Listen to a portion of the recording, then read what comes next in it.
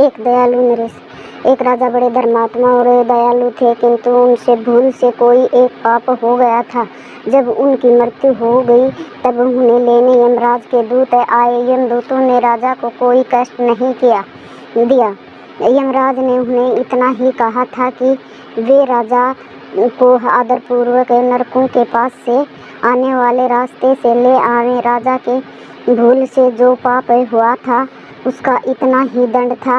यमराज के दूत राजा को लेकर जब नरकों के पास पहुँचे तो नरक में बड़े प्राणियों के चीखने, चिल्लाने, रोने का शब्द सुनकर राजा का हृदय घबरा उठा। वे वहाँ से जल्दी जल्दी जाने लगे। इस समय नरक में पड़े जीवों ने उनसे पुकार कर प्रार्थना की, महाराज आपका कल्याण हो, हम लोगों पर दया करके आप एक घड़ी यहाँ खड़े रहिए।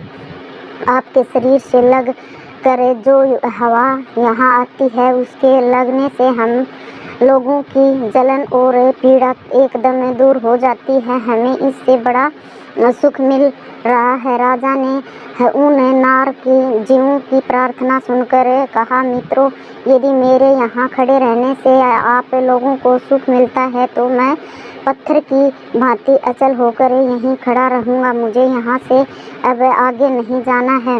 यमदूतों ने राजा से कहा, आप तो धर्मात्मा हैं, आपके खड़े होने का यह स्थान नहीं है। आपके लिए तो स्वर्ग में बहुत उत्तम स्थान बनाए गए हैं। यह तो पापी जीवों के रहने का स्थान है। आप यहाँ से झटपट चलें। राजा ने कहा, मुझे स्वर्ग नहीं चाहिए। भूखे प्यासे रहना और नरक की आग में जलते रहना मुझे बहुत अच्छा लगेगा। यदि अकेले मेरे दुख उठाने से इन सब लोगों को सुख मिले, प्राणियों की रक्षा करने और उन्हें सुखी करने में जो सुख है वैसा सुख तो स्वर्ग का ब्रह्मलोक में भी नहीं है। उसी समय वहाँ धर्मात्मा तथा इंद्र आए। धर्मराज ने कहा, राजन, मैं आपको स्वर्ग ले जाने के लिए आया हूँ, अब आप चलें। राजा ने कहा, जब तक ये नरक में पड़े जीव इस कष्ट से नहीं छूटेंगे मैं यहाँ से कहीं नहीं जाऊँगा।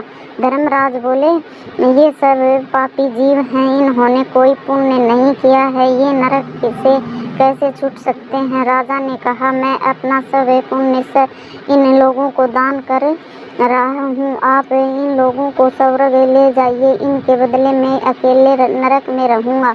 राजा की बात सुनकर देवराज इंद्र ने कहा, आपके पुण्य को पाकर नरक के प्राणी दुखों से दूर गए हैं। देखिए, ये लोग अब स्वर्ग जा रहे हैं, अब आप भी स्वर्ग चलिए।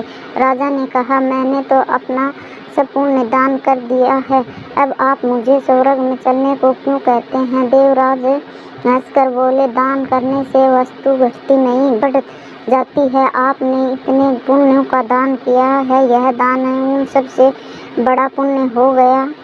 अब आप हमारे साथ पधारें। दुखी प्राणियों पर दया करने से ये नरेश अनंत काल तक स्वर्ग का सुख भोगते रहें। धन्यवाद।